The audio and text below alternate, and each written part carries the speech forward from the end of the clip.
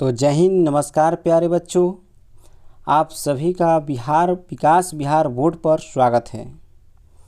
तो चलिए आज हम लोग पढ़ने वाले हैं प्रकाश का अपवर्तन, जो कि फिजिक्स के चैप्टर 2 है।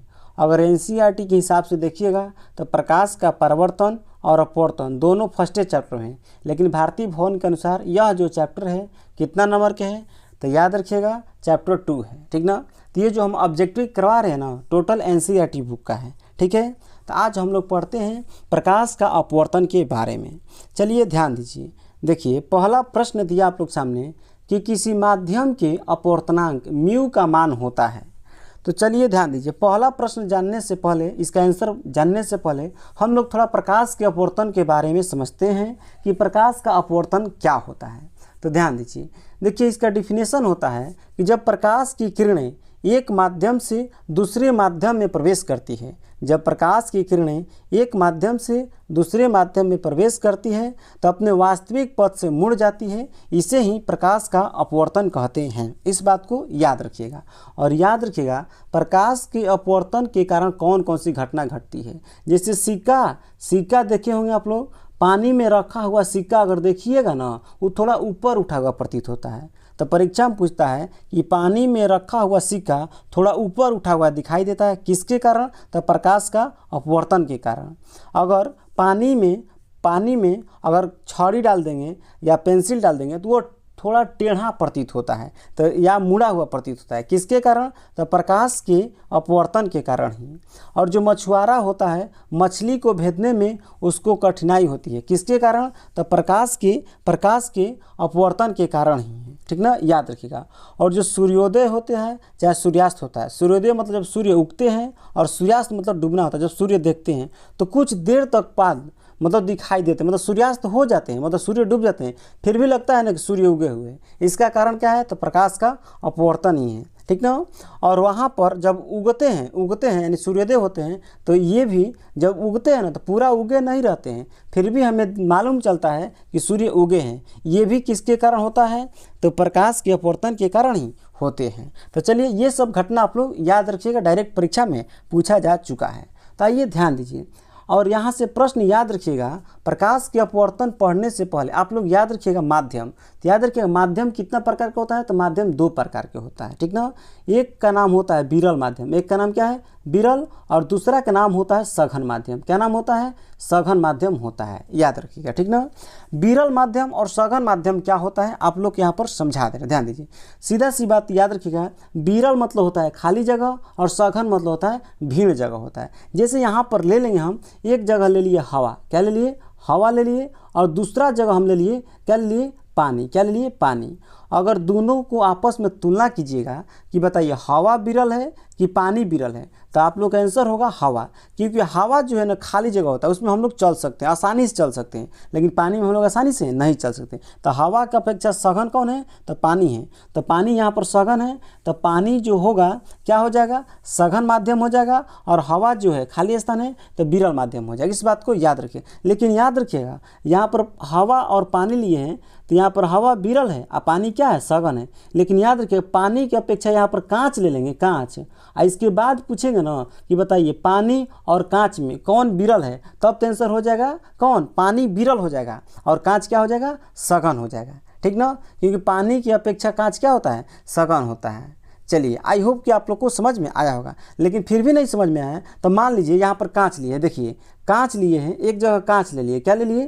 कांच ले लिए, और दूसरा क्या ले लिए? हीरा ले लिए, हीरा ले लिए, ठीक ना। अब ये दोनों में पूछेंगे कि बताइए कौन सघन है कौन विरल है, तो यहाँ पर कांच जो है विरल माध्यम हो जाएगा, क्या हो जाएगा? विरल माध्यम हो जाएगा, और हीरा जो है ना, हीरा क्या हो जाएगा? सघन माध्यम हो जाएगा। इस बात को भी आप लोग याद रखिएगा। और यहाँ से याद रखिएगा सबसे कठोर पदार्थ जो होता है ना, क्या होता है? हीरा होता है। सबसे कठोर पदार्थ कौन होता है? तो हीरा होता है। चलिए फिर ध्यान दीजिए, थोड़ा इसके अपवर्तनांक के बारे में समझते हैं। ध्यान दीजिए, अगर पूछेगा आप लोग से कि जल जो होता है अर्थात पानी जो होता है, इसका अपवर्तनांक कितना होता है? तो 1.33 होता है, ठीक ना, याद रखिएगा। अगर पूछेगा यहाँ से आप लोगों से कि कांच का अपवर्तनांक कितना होता है, तो कांच का अपवर्तनांक याद रखिएगा 1.5 होता है।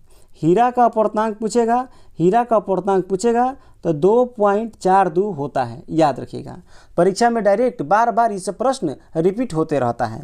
अगर फिर प्रश्न पूछेगा कि बताइए किसका अपूर्णांक सबसे अधिक होता है, तो चुपचाप आंसर लगाइएगा, हीरा का अपूर्णांक सबसे अधिक होता है और सबसे चमकीला पदार्थ हीरा ही होता है, 2.42 हो जाएगा, ठीक ना। चलिए, और यहाँ से याद रखिएगा, यहाँ से याद रखिएगा आप लोग, यहाँ से याद रखिएगा, अगर वायु का पूछेगा वायु का अपूर्णांक कितना होता है तो 1.003 होता है। क्या होता है? 1.003 होता है। तो चलिए ध्यान दीजिए, थोड़ा से फिर हम लोग समझते हैं कि अपवर्तन जो होता है, कैसे एक माध्यम से दूसरे माध्यम में प्रकाश की किरण जाती है तो अपने वास्तविक पथ से मुड़ जाती है। तो चलिए फिगर के माध्यम से समझते हैं। ध्यान दीजिए, देखिए हम माध्यम ले रहे हैं, 2 माध्यम कितना ले रहे हैं? 2। ये जो हमारा जो है ना, ये दिखाई दे रहा है आप लोग सतह, ये इसको हम 2 भाग में बांट दिए। कितना भाग में? 2 भाग में बांट दिए। इधर लिख दिया हम क्या? विरल माध्यम। ऊपर में लिख दिए विरल माध्यम और नीचे में लिख दिए सघन माध्यम। सघन माध्यम, थोड़ा सा ध्यान से देखिएगा, प्रश्न इससे बार बार बनता है। देखिए बहुत सारे ऐसे मतलब है लोग, ठीक ना, पढ़ाते हम देखें, हम भी देखे हैं, क्या करते हैं ऑब्जेक्टिव प्रश्न लेके आएंगे, टिक लगाते चल जाएंगे फट। तो हम वैसे नहीं कर रहे हैं। पूरा जो चैप्टर है प्रकाश का अपवर्तन, पहले इसके बारे में पूरा डिटेल में समझा दे रहे हैं। इसके बाद जब ऑब्जेक्टिव आपको करवाएंगे ना, तो आप अपने आप ऑब्जेक्टिव खट आंसर लगा लीजिएगा। इसीलिए पहले हम इस चैप्टर के बारे में पूरा डिटेल से समझा रहे हैं आपको। तो चलिए यहाँ पर हम माध्यम ले लिए, इसको 2 भाग बांट दिए। ऊपर वाला जो भाग है इसको विरल माध्यम कर दिए और नीचे वाला जो भाग है इसको सघन माध्यम। तो मान लीजिए यहाँ पर हम लंब डाल दिए, एक क्या डाल दिए? यहाँ पर एक लंब डाल दिए। क्या डाल दिए? लंब डाल दिए। ध्यान दीजिए, यहाँ पर लंब डाल दिए, ठीक ना। चलिए ठीक है, अब देखिए यहाँ से आप लोग, यहाँ से देखिए, 1 मिनट रुक जाइए आप लोग। चलिए ध्यान दीजिए, यहाँ से हम लंब डाल दिए ना। तो मान लेते हैं यहाँ से, देखिए जो लंब डाले हैं ना, इसी को अभिलंब भी कहते हैं। मान लेते हैं यहाँ से आपतित किरण आ रही है, आपतित किरण आ रही है, ठीक ना। तो आपतित किरण यहाँ से आ रही है, तो आप लोग को दिखाई दे रहा होगा इसमें कि आपतित किरण कहाँ से आ रही है? विरल माध्यम से आ रही है। तो विरल माध्यम से आ रही है ना, अब इधर आएगी, इधर नीचे आएगी तो सघन माध्यम हो जाएगा। किसमें हो जाएगा? सघन माध्यम। याद देखिए, जो किरण है सीधे नहीं निकलती, सीधे पार नहीं करिए। यह इसमें यहाँ पर क्या होगा ना, कि जो आपतित किरण है अभिलंब की ओर मुड़ जाएगी। किधर मुड़ जाएगी? अभिलंब की ओर थोड़ा मुड़ जाएगी, अपने सीधी नहीं पार करेगी, अभिलंब की ओर मुड़ जाएगी। इस बात को याद रखिएगा। तो यहाँ से डायरेक्ट आप लोग प्रश्न याद रखिएगा कि जब प्रकाश की किरण विरल माध्यम से सघन माध्यम में प्रवेश करती है तो किधर मुड़ जाती है? तो अभिलंब की ओर मुड़ जाती है, ठीक ना। जैसे आप लोग सोचिए ना, मान लीजिए कहीं भीड़ जगह में है, जैसे खाली जगह में है, आप भीड़ में जाइएगा तो थोड़ा सिकुड़ा के ही जाइएगा ना, अपने हाथ पैर को मोड़ के ही निकलना चाहिएगा।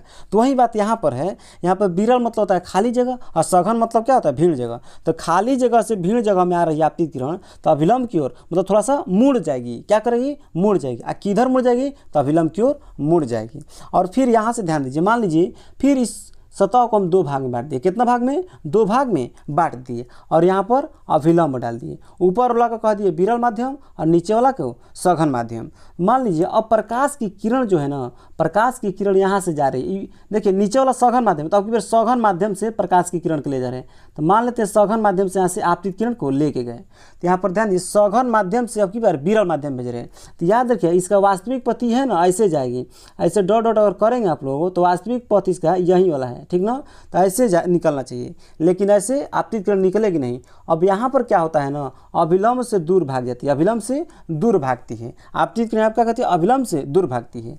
क्यों भागती है? क्योंकि मान लीजिए आप ही भीड़ जगह में जाइएगा, आपको अचानक खाली मिलेगा तो आप तुरंत दूर भागिएगा। तो वही बात यहाँ पर है। तो याद रखिएगा, डायरेक्ट प्रश्न याद रखिएगा, अगर प्रकाश की किरण विरल माध्यम से सघन माध्यम में जाती है तो अभिलंब की ओर मुड़ जाती है। लेकिन याद रखिए सघन माध्यम से अगर विरल माध्यम में जाएगी तो अभिलंब से दूर भागती है।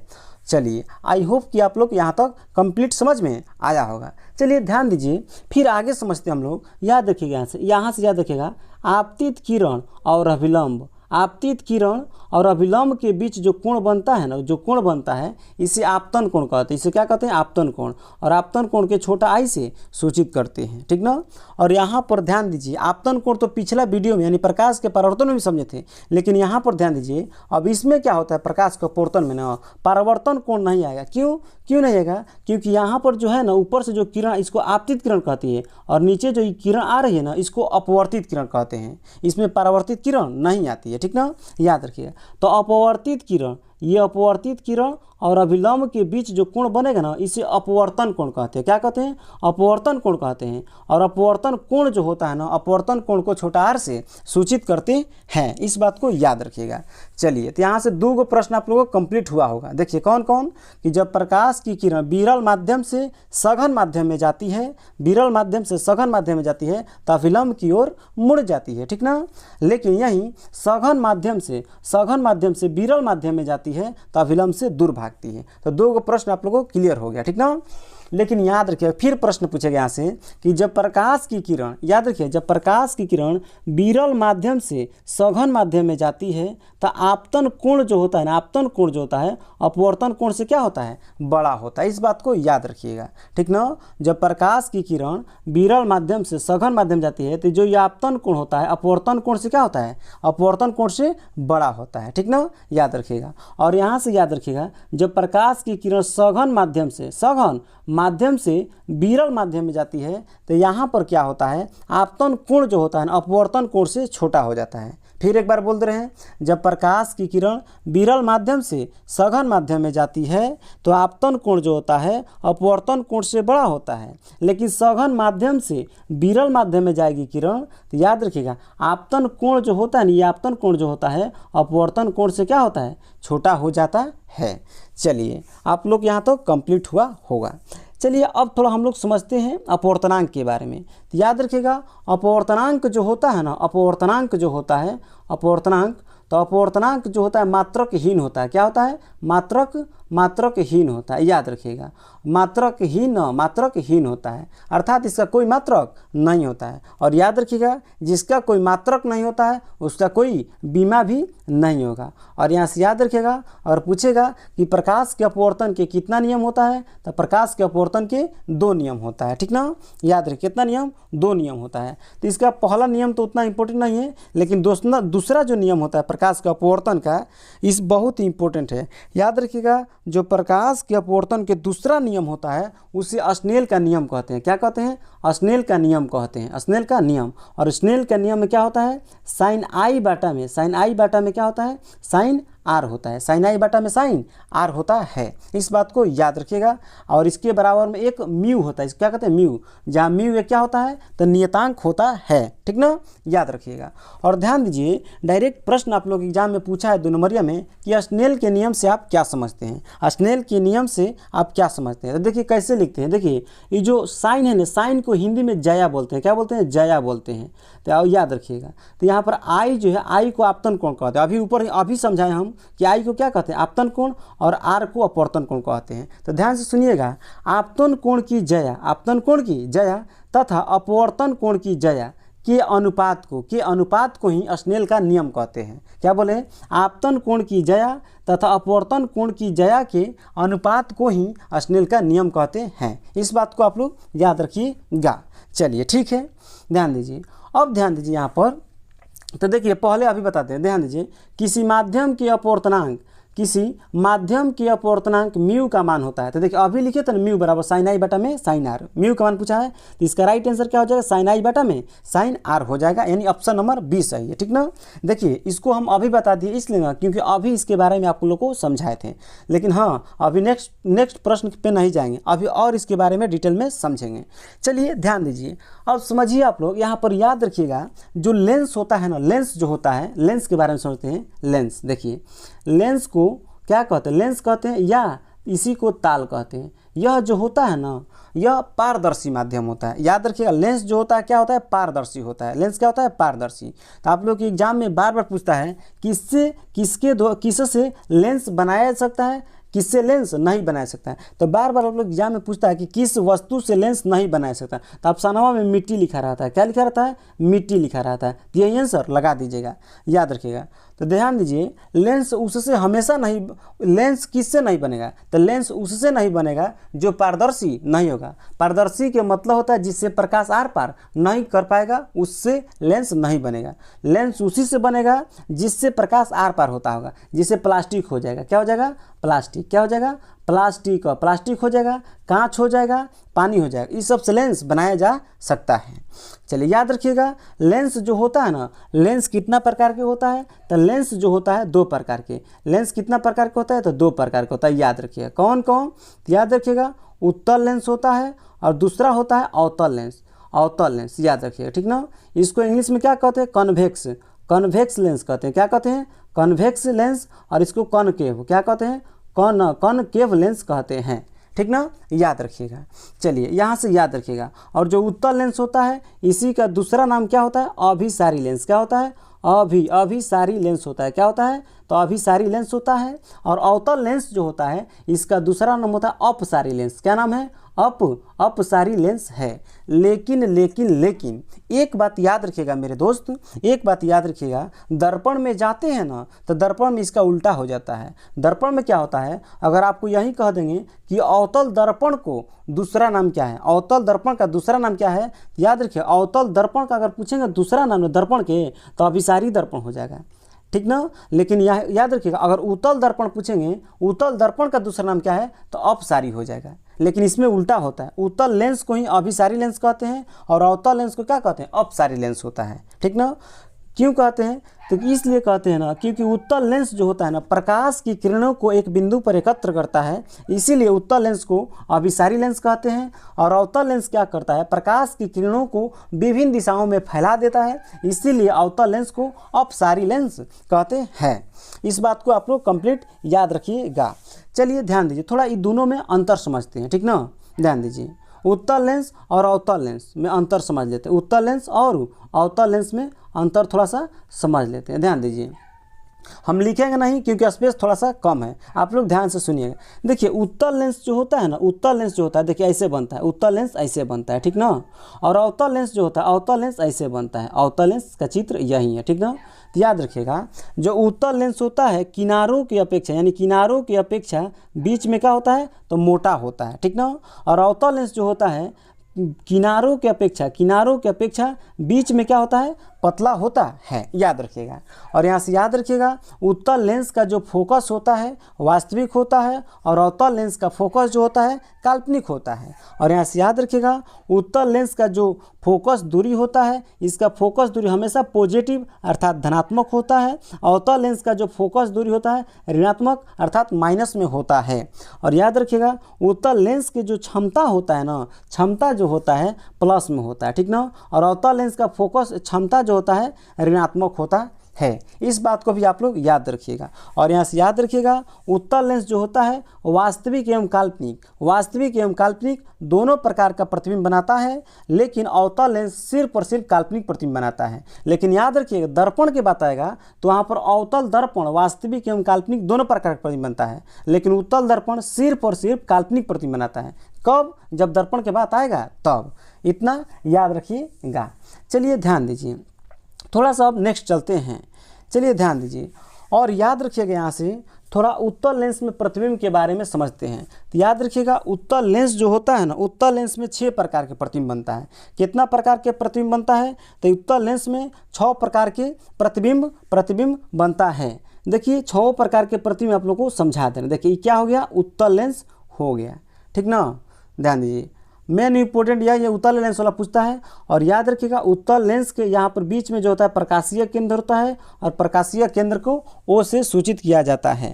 तो याद रखिएगा, जो लेंस होता है, लेंस के बीचों बीच अर्थात प्रकाशीय केंद्र से होकर गुजरने वाली रेखा जो होती है, इसी को प्रधान अक्ष कहते हैं।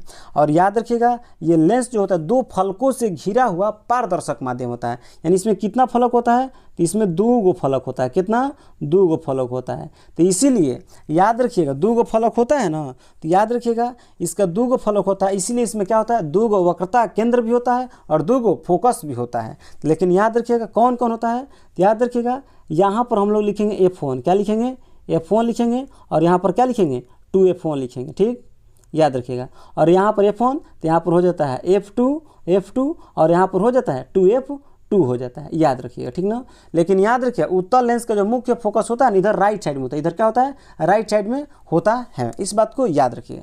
चलिए हम लोग अब प्रतिबिंब बनाते हैं। मान लीजिए वस्तु को इधर हम अनंत पर रख दिए, वस्तु को कहाँ रख दिया, अनंत पे। जब वस्तु को इधर अनंत पर रखिए तो याद रखिएगा इसका जो प्रतिबिंब बनेगा कहाँ बनेगा, फोकस पर बनेगा। कहाँ बनेगा, तो फोकस पर बनेगा, इस बात को आप लोग याद रखिएगा। और कैसा बनेगा, तो वास्तविक एवं उल्टा बनेगा। कैसा बनेगा, तो वास्तविक एवं उल्टा बनेगा। अनंत पर रहेगा तो प्रतिबिंब कहाँ बनेगा, फोकस पर, ठीक ना। मान लीजिए वस्तु यहाँ पर आ गई, यहाँ पर अनंत और 2f1 के बीच हो गई, तो याद रखिएगा वस्तु इधर आएगी ना, धीरे धीरे इधर आएगी तो प्रतिबिंब कहाँ भागेगा, धीरे धीरे इस साइड भागेगा, तीर चिन्ह दिए उधर भागेगा, ठीक ना। तो याद रखिएगा जब वस्तु अनंत पर स्थित है प्रतिबिंब कहाँ बनता है, फोकस पर बनता है, ठीक ना। और याद रखिएगा यहाँ से जब वस्तु अनंत और 2f1 के बीच स्थित होता है तो प्रतिबिंब कहाँ बनता है, f2 और 2f2 के बीच बनता है। और कैसा बनता है, वास्तविक एवं उल्टा बनता है और वस्तु से छोटा बनता है। और जब वस्तु को 2f1 पर रख देंगे, 2f1 पर रख देंगे, 2f1 पर, तो याद रखिएगा प्रतिबिंब कहाँ बन जाएगा, 2f2 पर बन जाएगा। कहाँ बनेगा, 2f2 पर बनेगा, नीचे तरफ बनेगा, ऊपर नहीं बनेगा, सॉरी ऊपर नहीं बनेगा, नीचे बनेगा, 2f2 पर बनेगा। और याद रखिए 2f1 पर रखेंगे तो वस्तु का प्रतिबिंब कहाँ बनेगा, 2f2 पर बनेगा। और याद रखिए यह प्रतिबिंब वास्तविक एवं उल्टा और वस्तु के बराबर बनता है, ठीक ना। कभी कभी याद रखिए दोस्त, यहाँ पर जो f1 और 2f1 लिख रहे हैं तो कभी कभी यहाँ पर f लिख देता है और यहाँ पर क्या लिख देगा, 2f लिख देगा, तो घबराइएगा मत। और इधर वाला जो है ना f डैश कर देता है और यहाँ पर 2f डैश कर देता है, याद रखिए, ठीक ना। अब याद रखिएगा वस्तु को अगर हम f1 और 2f1 के बीच रख देंगे तो प्रतिबिंब कहाँ बनेगा, तो याद रखिएगा प्रतिबिंब इधर बनेगा, अनंत और 2f2 के बीच बनेगा और वस्तु से बड़ा बनेगा। और यह प्रतिबिंब वास्तविक एवं उल्टा बनता है। और लेकिन याद रखिएगा जब वस्तु को कहाँ रख देंगे, f1 पर रख देंगे तो इसका प्रतिबिंब अनंत पर बन जाएगा। जब वस्तु को f1 पर रख देंगे तो प्रतिबिंब कहाँ बन जाएगा, अनंत पर बन जाएगा। इस बात को भी याद रखिएगा आप लोग, ठीक ना। और यहाँ से याद रखिएगा जब वस्तु को प्रकाशीय केंद्र और f1 के बीच रखते हैं, प्रकाशीय केंद्र और f1 के बीच रखते हैं ना, तो यहाँ पर प्रतिबिंब कहाँ बनता है, जब वस्तु है ना इसी के पीछे इधर बनता है, इसी के पीछे बनता है, वस्तु के पीछे ही बनता है। और यह प्रतिबिंब जो होता है काल्पनिक एवं सीधा होता है और वस्तु से बड़ा होता है। तो इस बात को आप लोग याद रखिएगा, ठीक ना। आई होप कि आप लोग कितना तक समझ में आया होगा। चलिए थोड़ा सा लेंस की क्षमता के बारे में हम लोग समझते हैं, इसके बाद हम लोग ऑब्जेक्टिव क्वेश्चन करेंगे, ठीक ना। तो याद रखिएगा लेंस की जो क्षमता होता है, लेंस की क्षमता जो होता है फार्मूला होता है P बराबर क्या होता है 1/f, यानी कि यहाँ पर जो फोकस f जो है फोकस दूरी है, यानी फोकस दूरी के व्युत्क्रम को ही लेंस की क्षमता कहते हैं, अर्थात पावर कहते हैं, याद रखिएगा। तो लेंस की क्षमता बराबर फॉर्मूला क्या होता है 1/f। लेकिन पूछेगा लेंस की क्षमता का ऐसा ही मतलब क्या होता है, तो डाईऑप्टर क्या होता है, डाईऑप्टर होता है, क्या होता है, डाईऑप्टर होता है, याद रखिएगा। लेकिन कभी कभी क्या करता है मीटर इन्वर्स लिख देता है, क्या लिखता है, मीटर इन्वर्स, तो ये भी सही हो जाएगा। और यहाँ से याद रखिएगा यहाँ पर लेंस की क्षमता का सूत्र कितना होता है, तो 2 गो होता है। P बराबर एक होता है 1/f होता है, और P बराबर एक होता है 100/f होता है, 100/f। तो याद रखिएगा P बराबर 1/f कब लगाएंगे, जब फोकस दूरी मीटर में दिया रहेगा, ठीक ना। तो P बराबर 1/f लगाएंगे। और जब फोकस दूरी अगर सेंटीमीटर में दिया रहेगा तो P बराबर 100/f फार्मूला लगा देंगे, ठीक ना। चलिए और यहाँ से याद रखिएगा जो उत्तल लेंस होता है, उत्तल, देखिए यहाँ पर उत्तल लिख दिए और यहाँ पर अवतल लिख दिए, क्या लिख दिए, अवतल। यहाँ पर लिख दिए निकट और यहाँ पर लिख दिए दूर, क्या लिख दिए, दूर। तो यहाँ याद रखिएगा ये जो उत्तल लेंस होता है ना, उत्तल लेंस का उपयोग दूर दृष्टि दोष में किया जाता है, ठीक ना। और अवतल लेंस का उपयोग निकट दृष्टि दोष में किया जाता है, यानी कि छोटका के साथ मिलाते हैं और बड़का के साथ मिलाते हैं। चलिए आई होप कि आप लोग यहाँ तक कंप्लीट समझ में आ गया होगा। और आप लोग को लेंस सूत्र तो याद ही होगा, पिछला वीडियो में ही पढ़ाए होंगे। लेंस सूत्र याद रखिएगा 1/v - 1/mu बराबर 1/f होता है। लेकिन यहीं पर जब प्लस कर देंगे तो दर्पण सूत्र बन जाता है, ठीक ना। चलिए तो हम लोग अब क्या करते हैं यहाँ पर, तो अपना काम स्टार्ट करते हैं। ऑब्जेक्टिव लगाने के लिए खटाखट स्टार्ट कर देते हैं, ध्यान दीजिए। चलिए तो पहला प्रश्न बता चुके हैं, तो चलिए ध्यान दीजिए। देखिए यहाँ पर ध्यान दीजिए, दूसरा प्रश्न दिया है इसमें कि अवतल लेंस में आवर्धन बराबर होता है, एम बराबर क्या होता है। तो पिछला वीडियो में ही समझाए थे प्रवर्तन में ही कि एम बराबर अगर दर्पण पढ़ते हैं तो -v/u होता है, ठीक ना। लेकिन लेंस में क्या होता है, v/u होता है। देखिए बहुत सारा बच्चा यहाँ पर ऑप्शन नंबर ए है ना, इसी को मार के आगे निकल जाएगा, जबकि सरासर गलत है। इसका आंसर क्या हो जाएगा, ऑप्शन नंबर डी हो जाएगा, v/u हो जाएगा। नेक्स्ट प्रश्न ध्यान दीजिए, नेक्स्ट प्रश्न दिया इसमें कि एक उत्तल लेंस होता है, तभी समझाए थे। उत्तल लेंस क्या होता है, उत्तल लेंस जो होता है याद रखिएगा किनारों की अपेक्षा बीच में मोटा होता है। इसका राइट आंसर हो जाएगा ऑप्शन नंबर डी हो जाएगा। चलिए नेक्स्ट प्रश्न ध्यान दीजिए, नेक्स्ट प्रश्न दिया इसमें कि प्रकाश के अपवर्तन के कितने नियम होता है, कितना होता है, 2 होता है। अपवर्तन के नियम पूछे चाहे परावर्तन के नियम पूछे, हमेशा आंसर लगा दीजिएगा, 2 होता है, ठीक ना। नेक्स्ट प्रश्न ध्यान दीजिए, नेक्स्ट प्रश्न दिया इसमें किस लेंस के द्वारा सिर्फ काल्पनिक प्रतिबिंब बनता है, सिर्फ काल्पनिक प्रतिबिंब। याद रखिएगा इसका राइट आंसर होगा अवतल लेंस हो जाएगा, सिर्फ काल्पनिक प्रतिबिंब बनता है अवतल लेंस के द्वारा। लेकिन प्रश्न ठीक है, लेकिन प्रश्न पूछेगा काल्पनिक एवं वास्तविक किसके द्वारा बनता है, दोनों प्रकार के, तो यहाँ पर उत्तल लेंस हो जाएगा। लेकिन ये जो प्रश्न पूछा है इसके अनुसार क्या होगा, तो अवतल लेंस हो जाएगा। नेक्स्ट प्रश्न ध्यान दीजिए, नेक्स्ट प्रश्न दिया इसमें किसी बिंब का वास्तविक तथा समान आकार का प्रतिबिंब प्राप्त करने के लिए बिंब को उत्तल लेंस के सामने कहाँ रखेंगे। बिंब मतलब वस्तु होता है, ठीक ना। कह रहा है कि वस्तु की लंबाई जितना है उतना ही प्रतिबिंब का लंबाई हो, आकार हो, उसको कहाँ रखेंगे तो उसका प्रतिबिंब बनेगा। तो अभी समझाया था आप लोग को, 2f1 पर रखेंगे ना, 2f1 पर रखेंगे, इधर 2f2 पर प्रतिबिंब बनेगा और वास्तविक और उल्टा बनेगा, वस्तु के बराबर ही बनेगा। यानी फोकस दूरी के दुगनी दूरी पर रखना पड़ेगा। इसका राइट आंसर है ऑप्शन नंबर बी। नेक्स्ट प्रश्न ध्यान दीजिए, नेक्स्ट प्रश्न दिया इसमें किसी शब्दकोश में दिए गए छोटे अक्षरों को पढ़ते समय आप कौन सा लेंस पसंद करेंगे। तो इसका राइट आंसर हो जाएगा 5 सेंटीमीटर फोकस दूरी का उत्तल लेंस। याद रखिएगा क्यों 5 सेंटीमीटर ले, क्योंकि उत्तल लेंस के सामने जितना नज़दीक रखेंगे उतना ही बड़ा प्रतिबिंब बनता है। तो हम लोग छोटा छोटा अक्षर है तो उसका बड़ा बड़ा देखने की कोशिश करेंगे, इसीलिए 5 सेंटीमीटर फोकस दूरी का उत्तल लेंस होगा। अवतल लेंस मत लगा दीजिएगा, क्योंकि अवतल लेंस हमेशा छोटा प्रतिबिंब बनाता है। क्या बनाता है, छोटा प्रतिबिंब बनाता है। बताइए एक तो अक्षर छोटा है और अवतल लेंस ले जाकर देखेंगे तो और छोटा दिखाई देगा, तो देखने में आएगा नहीं आएगा, इसीलिए अवतल लेंस नहीं होगा। चलिए नेक्स्ट प्रश्न ध्यान दीजिए, नेक्स्ट प्रश्न दिया है इसमें कि निम्न में से कौन सा पदार्थ लेंस बनाने के लिए प्रयुक्त नहीं किया जा सकता है। तो इसका राइट आंसर क्या हो जाएगा, तो मिट्टी हो जाएगा। क्या हो जाएगा, मिट्टी हो जाएगा। नेक्स्ट प्रश्न ध्यान दीजिए, नेक्स्ट प्रश्न दिया इसमें यदि उत्तल लेंस के सामने वस्तु 2f पर रखी है, यानी फोकस दूरी के दुगनी पर रखी जाए, तब उसका प्रतिबिंब कहाँ बनता है। तो याद रखिएगा इसका प्रतिबिंब कहाँ बनता है, तो 2f पर ही बनता है। याद रखिएगा फोकस दूरी के दुगनी दूरी पर रखेंगे तो 2f पर, यानी दुगनी दूरी पर ही बनेगा। नेक्स्ट प्रश्न ध्यान दीजिए, नेक्स्ट प्रश्न दिया इसमें कि सरल सूक्ष्मदर्शी में किसका उपयोग होता है। तो याद रखिएगा इसका राइट आंसर हो जाए उत्तल लेंस का। किसका उपयोग करते हैं, तो उत्तल लेंस का उपयोग करते हैं। नेक्स्ट प्रश्न ध्यान दीजिए, नेक्स्ट प्रश्न दिया इसमें किस लेंस द्वारा केवल काल्पनिक अर्थात आभासी प्रतिबिंब बनता है। इसका राइट आंसर हो जाएगा अवतल लेंस द्वारा। नेक्स्ट प्रश्न ध्यान दीजिए, नेक्स्ट प्रश्न दिया इसमें यदि वस्तु उत्तल लेंस के फोकस यानी एफ, ठीक ना, अर्थात फोकस दूरी के दुगनी दूरी के बीच स्थित हो, यानी कि देखिए वही बतिया होगा, हम f1 और वहाँ पर 2f1 कह रहे थे, तो क्या कर रहा है f और 2f कह रहा है, ठीक ना। तो इसी के क्या कर रहा है, इसके बीच में रखेंगे, इसके बीच में रखेंगे तो प्रतिबिंब कहाँ बनेगा, तो याद रखिएगा। अच्छा कहाँ बनेगा, ये ना कह रहा कहाँ बनेगा, देखिए कहाँ बनेगा कहता तो 2f2 पर, 2f2 यानी फोकस दूरी के दुगनी दूरी और अनंत के बीच बनता है, ठीक ना। लेकिन ये नहीं पूछ रहा है, ये पूछ रहा है कैसा बनेगा। तो याद रखिएगा कैसा बनेगा, तो वास्तविक बनेगा और उल्टा बनेगा और वस्तु से क्या होगा, बड़ा बनेगा। यानी कि ऑप्शन नंबर डी सही हो जाएगा। इसका राइट आंसर क्या हो जाएगा, D4 देवसेना हो जाएगा।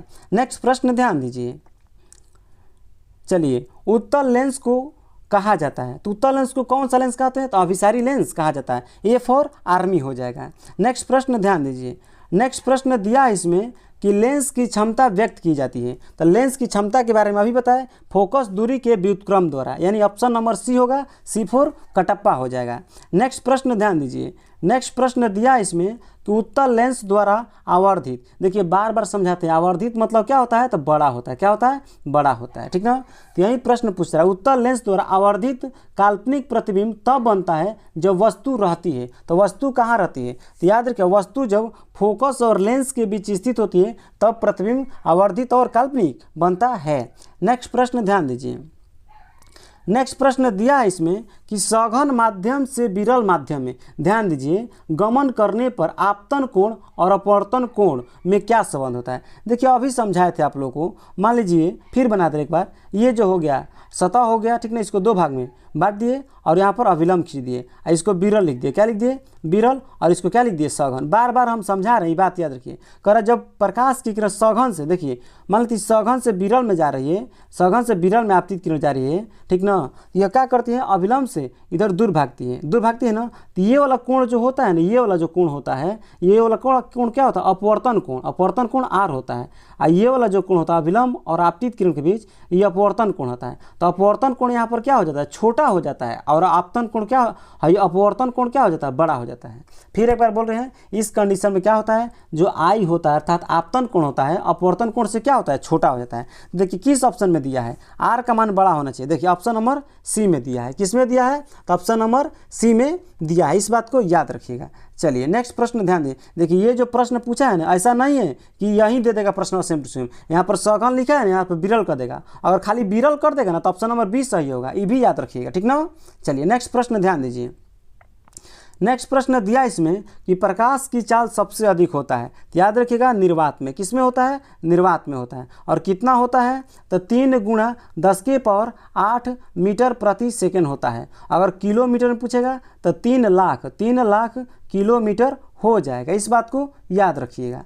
चलिए नेक्स्ट प्रश्न ध्यान दीजिए, नेक्स्ट प्रश्न दिया है इसमें कि लाल और नीले वर्ण की किरणों के कांच की सतह पर वायु में आपतन कोण समान है, आपतन क्या है, समान है, तो यहाँ पर कह रहा है कांच में अपवर्तन कोण कौन सा, R1 और R2 है, तो इसमें क्या रिलेशन होता है। तो याद रखिए दोस्त, इसका राइट आंसर यहाँ पर R1 जो होगा ना, R1 जो होगा R2 से छोटा होता है, सॉरी यहाँ पर ऑप्शन नंबर कौन सा हो जाएगा, ऑप्शन नंबर इसका 20 है, R1 जो होता है R2 से छोटा होता है। नेक्स्ट प्रश्न ध्यान दीजिए, नेक्स्ट प्रश्न दिया इसमें स्नेल के नियमानुसार, तो याद रखिए क्या होता है, स्नेल के साइन आई बटा में साइन आर होता है, ऑप्शन नंबर ए सही है, साइन आई बटा में साइन आर हो जाएगा। नेक्स्ट प्रश्न ध्यान दीजिए, नेक्स्ट प्रश्न दिया इसमें कि आभासी प्रतिबिंब का निर्माण होता है केवल उत्तल लेंस में, केवल अवतल लेंस में, तो दोनों लेंस में, तो इसका राइट आंसर हो जाएगा दोनों लेंसों में हो जाएगा। नेक्स्ट प्रश्न ध्यान दीजिए, नेक्स्ट प्रश्न दिया है, लेकिन यहाँ पर ध्यान दीजिए, यहाँ पर ध्यान दीजिए, देखिए थोड़ा सा हम बता दे रहे हैं आप लोगों को,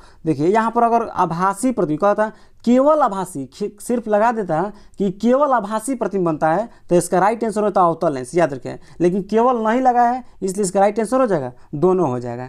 नेक्स्ट प्रश्न ध्यान दीजिए, नेक्स्ट प्रश्न दिया इसमें लेंस की क्षमता P बराबर होता है, P बराबर क्या होता है, 1/f होता है।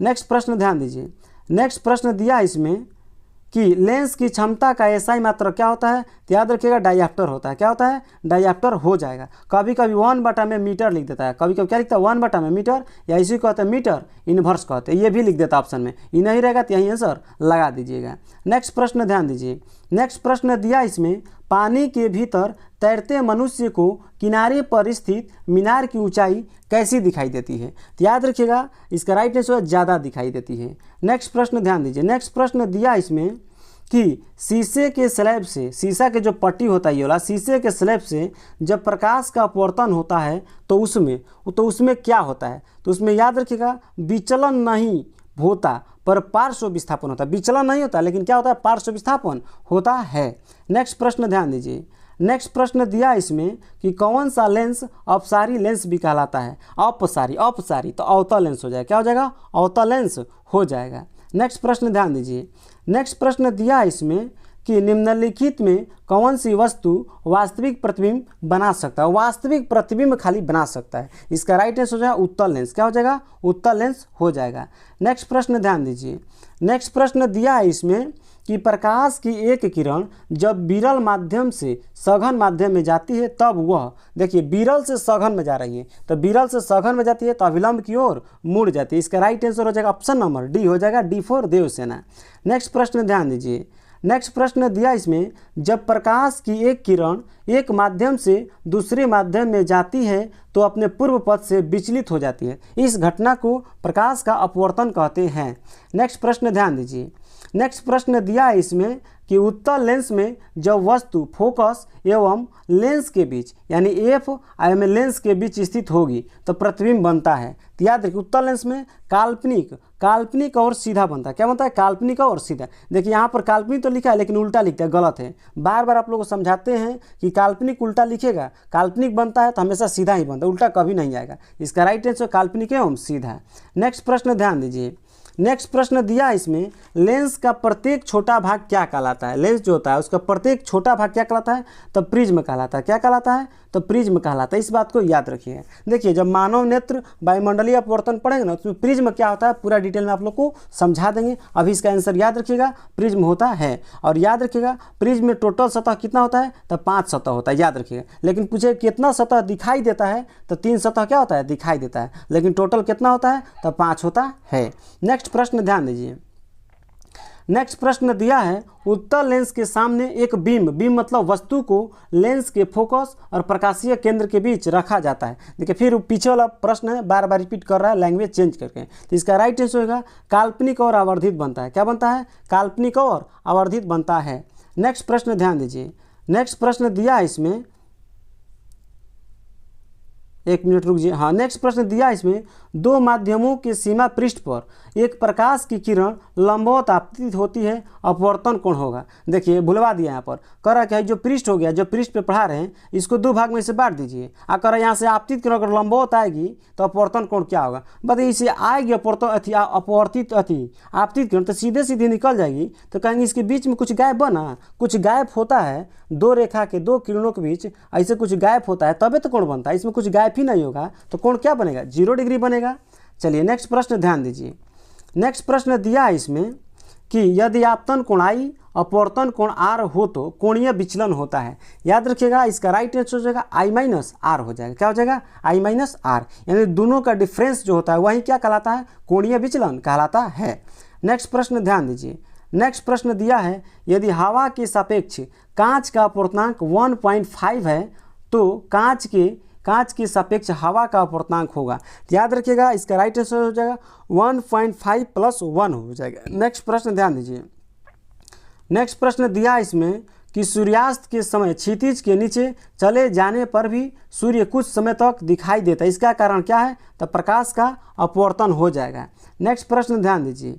नेक्स्ट प्रश्न दिया इसमें कि 2D क्षमता वाले लेंस का फोकसांतर क्या होगा? देखिए, फोकस दूरी का है चाहे फोकसांतर, दोनों एक ही बात है। देखिए, तो क्षमता दे दिया यानी P का मान दिया है, ठीक ना, और फोकस पूछ रहा है। तो P और फोकस यानी क्षमता और फोकस दूरी में क्या संबंध होता है? तो P = 1/f होता है। तो याद रखिएगा, P का मान दिया है 2 और यहाँ पर क्या हो जाएगा? 1/f हो जाएगा। लेकिन याद रखिएगा, यहाँ पर ऑप्शन ध्यान दीजिएगा ना दोस्त, यहाँ पर सेंटीमीटर में दिया है। तो आप लोग को बताए हैं, जब फोकस दूरी सेंटीमीटर में दिया रहता है तो यहाँ पर जो P बराबर लिखते हैं 1/f ना लिखते हैं, क्या लिखते हैं? 100/f। तो यहाँ पर भी क्या हो जाएगा? 100/f, ठीक ना। तो यहाँ पर f इधर क्या है? भागा में, इधर आएगा तो गुणा में हो जाएगा ना। और 2 इधर गुणा में हो गया, अब इधर आएगा तो 2 किस में हो जाएगा? भागा में। तो 2 से भाग दीजिएगा तो 50 बार में कट जाएगा, यानी इसका राइट आंसर हो जाएगा 50 सेंटीमीटर हो जाएगा। लेकिन याद रखिएगा, ऑप्शन मीटर में दिया रहता ना, तो यहाँ पर 100 ना रहते, 1/f पर ही हल करते। नेक्स्ट प्रश्न ध्यान दीजिए। नेक्स्ट प्रश्न दिया इसमें, 1 मीटर फोकस दूरी वाले उत्तल लेंस की क्षमता क्या होगी? फिर वही प्रश्न पूछते हैं। तो P बराबर क्या होता है? 1/f होता है। क्या होता है? 1/f। और यहाँ पर फोकस दूरी दिया है तो फोकस दूरी कितना दिया? 1, तो 1/1 क्या होता है? 1, यानी 1 मीटर हो जाएगा, यानी 1 डायप्टर हो जाएगा, ठीक ना। यहाँ पर D लगा देंगे क्योंकि क्षमता के ऐसे मतलब क्या होता है? डायप्टर होता है, तो 1 डायप्टर हो जाएगा। ऑप्शन नंबर कौन सा? ये B होगा, ठीक ना। देखिए, यहाँ पर ऑप्शन नंबर A में भी दिया है, माइनस लगा के दिया है। जैसा कि हम लोग जानते हैं, पीछे ही समझा है कि उत्तल लेंस की जो क्षमता होती है धनात्मक होती है। याद रखिएगा, ये प्लस माइनस पे थोड़ा ध्यान दीजिएगा। जिसका प्लस में आता है तो प्लस में आंसर मारिएगा, माइनस में आता है तो माइनस में आंसर मारिएगा, ठीक ना। चलिए, इसका राइट आंसर क्या होगा? B4 बाहुबली हो जाएगा। चलिए नेक्स्ट प्रश्न ध्यान दीजिए। नेक्स्ट प्रश्न दिया इसमें कि 20 सेंटीमीटर फोकस दूरी वाले लेंस की क्षमता क्या होगा? ठीक ना, लेंस की क्षमता। तो P बराबर क्या होगा? देखिए, सेंटीमीटर में दिया है तो आंसर हो जाएगा ऐसे, इसका सूत्र बन जाएगा 100/f। तो याद रखिएगा, तो यहाँ पर P बराबर हो जाएगा 100 अब बाटा में एफ का मान कितना दिया 20, तो 20 पाँचे 100 हो जाएगा, यानी कि 5 सेंटीमीटर हो जाएगा इसका। तो सेंटीमीटर ना देखिए बार बार सेंटीमीटर लगा दे रहे हैं, क्षमता है ना, तो इसका आंसर क्या हो जाएगा डायप्टर में हो जाएगा। क्या हो जाएगा डायप्टर में। तो अब आप लोग को यहाँ पर ध्यान देना है, यहाँ पर +5 डायप्टर होगा कि -5 डायप्टर होगा, ये तो इसमें दिया ही नहीं, क्लियर ही नहीं किया। अच्छा देखिए हाँ क्लियर किया है, यहाँ पर ध्यान दीजिए, यहाँ पर क्लियर किया है ना, प्लस में लिखा 20, तो याद रखिए जो क्षमता आएगा प्लस में आंसर मारिएगा। इसका राइट आंसर होगा +5 डायप्टर हो जाएगा, क्योंकि यहाँ पर प्लस में फोकस दूरी दिया था, ठीक ना। चलिए लेकिन याद रखिए कभी कभी यहाँ पर क्या कह देगा अवतल लेंस कह देगा, तो अवतल लेंस कह देगा तो माइनस में हो जाएगा, लेकिन उत्तल लेंस रहेगा तो हमेशा प्लस में रहेगा। नेक्स्ट प्रश्न ध्यान दीजिए, नेक्स्ट प्रश्न दिया इसमें, एक उत्तल लेंस से 30 सेंटीमीटर की दूरी पर एक वस्तु रखी गई है, यानी वस्तु दूरी कितना दे दिया 30 सेंटीमीटर दे दिया, ठीक ना। लेंस से उतनी ही दूरी पर वास्तविक प्रतिबिंब बनता है, यानी उतनी ही दूरी पर, यानी कि भी बराबर कितना दे दिया 30 सेंटीमीटर दे दिया, कितना दे दिया 30 सेंटीमीटर दे दिया। तो लेंस की फोकस दूरी क्या, यानी एफ का मान निकालना, एफ बराबर वाट। तो बताइए यू वी एफ किस फार्मूला में आता है, तो आप लोग भी पता है कि यू वी एफ जो होता है लेंस सूत्र में आता है। तो चलिए याद रखिएगा ये मान लेंस सूत्र में रख के बना देते। देखिए फार्मूला क्या होता है, 1 में भी -1 में यू बराबर 1 में एफ होता है। तो याद रखिएगा भी का मान भी कहता है 1 में भी, तो 30 हो जाएगा, और -1 में यू का मान कितना दिया है 30 दिया था। लेकिन एक बात याद रखिएगा, आप लोग को बार बार हम समझाते हैं, वस्तु दूरी हमेशा माइनस में होता है, वस्तु दूरी हमेशा किस में होता है तो माइनस में होता है। तो यहाँ पर माइनस लगा देंगे, तो माइनस में से क्या हो जाएगा प्लस हो जाएगा, और इधर 1 में एफ होगा, और इसका लसा निकालिएगा तो 30 होगा, तो 30 से इसका लसा निकालिएगा तो कितना आएगा यहाँ पर 30, और इसको इसका बाटा पे के जोड़ घटाव कीजिएगा ना, तो यहाँ पर 1 आ जाएगा, और यहाँ पर माइनस में क्या हो जाएगा प्लस, यहाँ पर 1, यहाँ पर 2/30 आ जाएगा। क्या आ जाएगा 2/30 आ जाएगा, तो 2 एकम 2, और 2 से कितना बार में 15 बार में, यानी 1/15 बराबर क्या हो जाएगा 1 में एफ हो जाएगा। तो इधर वाला एफ को पलटी मारेंगे तो इधर पलटी मार देंगे, यानी एफ बराबर कितना आ जाएगा 15 सेंटीमीटर आ जाएगा। इस बात को याद रखिए, थोड़ा घिजी मिजी इसमें हो गया है, याद रखिएगा जगह नहीं इसलिए, ठीक ना। तो किस में है प्लस में है ना, याद रखिएगा इसका राइट आंसर होगा 15 सेंटीमीटर, ऑप्शन नंबर बी सही है। चलिए ठीक है, ऐसे भी प्लस में आएगा फोकस दूरी, क्योंकि यहाँ पर क्या कहा है उत्तल लेंस, और उत्तल लेंस की फोकस दूरी क्या होता है प्लस में होता है, इस बात को याद रखिएगा, ठीक ना। देखिए उत्तल लेंस कहे चाहे उत्तल दर्पण कहे, दोनों का फोकस दूरी याद रखिएगा धनात्मक ही होता है, उत्तल लेंस कहे चाहे उत्तल दर्पण कहे। चलिए नेक्स्ट प्रश्न ध्यान दीजिए, नेक्स्ट प्रश्न दिया है इसमें कि एक उत्तल लेंस की फोकस दूरी 20 सेंटीमीटर है, तो लेंस की क्षमता ध्यान दीजिए पी बराबर क्या लगाएंगे 100 में एफ लगाएंगे, एफ लगाएंगे, ठीक ना। तो 100 और बाटा में एफ का मान कितना दिया 20, आप लोग समझेंगे 100 कहाँ लिख दिए, क्योंकि सेंटीमीटर में दिया, 20 5 100, लेकिन यहाँ पर क्या दिया उत्तल लेंस, तो याद रखिए इसका राइट आंसर होगा +5 डायप्टर हो जाएगा। लेकिन याद रखिए यहाँ पर अवतल लेंस कह देता ना तो -5 डायप्टर हो जाएगा, ये बात याद रखिएगा, बार बार कह रहे हैं, ठीक ना। -5 डायप्टर हो जाएगा कब, जब यहाँ पर अवतल लेंस कहता है तब, ठीक ना। नेक्स्ट प्रश्न ध्यान दीजिए, नेक्स्ट प्रश्न दिया है इसमें आपको कि लेंस की क्षमता का एसआई मात्रक, तो लेंस की क्षमता का एसआई मात्रक डायप्टर होता है। नेक्स्ट प्रश्न ध्यान दीजिए, नेक्स्ट प्रश्न दिया इसमें कि मृग मरीचिका के निर्माण का मूल कारण क्या है, तो याद रखिए इसका राइट आंसर होगा पूर्ण आंतरिक परिवर्तन हो जाएगा। चलिए आई होप कि आप लोग यहाँ तक कंप्लीट समझ में आया होगा। चलिए आज का लास्ट प्रश्न यही था। चलिए आप लोगों के लिए एक होमवर्क दे रहे हैं, आप लोग इसका आंसर कमेंट में जरूर बताइएगा। देखिए होमवर्क यही दे रहे हैं कि एक अवतल लेंस है, एक अवतल लेंस है, अवतल लेंस है, इसका फोकस दूरी दिया है 20 सेंटीमीटर, क्या दिया है 20 सेंटीमीटर, ठीक ना। तो इसका क्षमता अर्थात P बराबर बताना है, आंसर क्या होगा इसका कमेंट में जरूर बताइएगा।